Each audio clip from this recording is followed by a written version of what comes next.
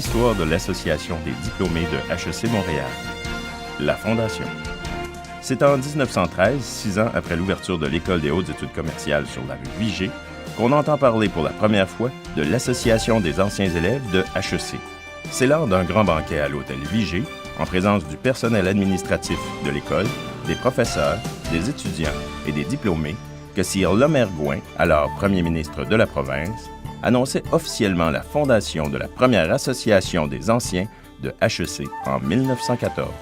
C'est le directeur adjoint et secrétaire général de l'École des hautes études commerciales de l'époque, M. Pierre Sainte-Marie, qui est à l'origine de ce projet associatif.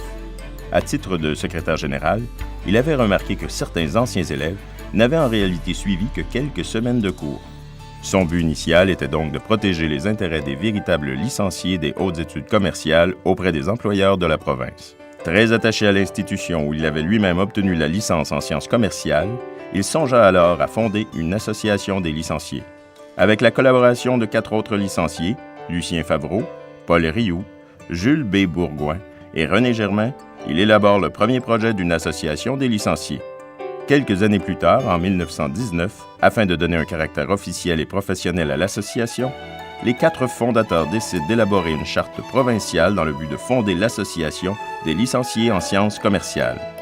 C'est en août 1920, après de longues démarches, que Sir Charles Fitzpatrick, lieutenant-gouverneur de la province, accordait la charte en vertu de la 3e section de la loi des compagnies du Québec.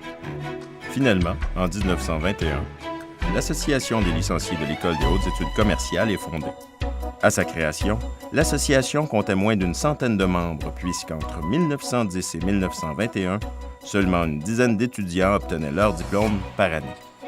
Si les premiers conseils se sont efforcés de remplir la mission de l'association, le dévouement des bénévoles et des officiers a permis à l'association de grandir et de contribuer au développement de l'école.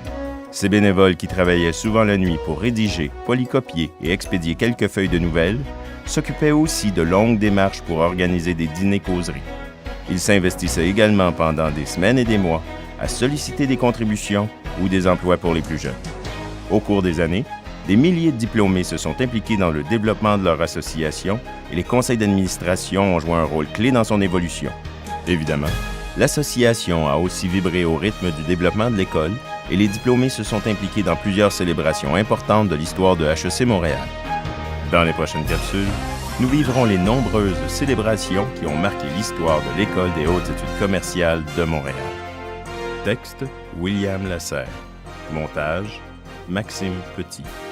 Narration, Jean-François Saint-Pierre, HEC 2009. Production, le réseau HEC Montréal 2010 et le service d'audiovisuel de HEC Montréal. Contenu, service de la gestion des documents et des archives de HEC Montréal.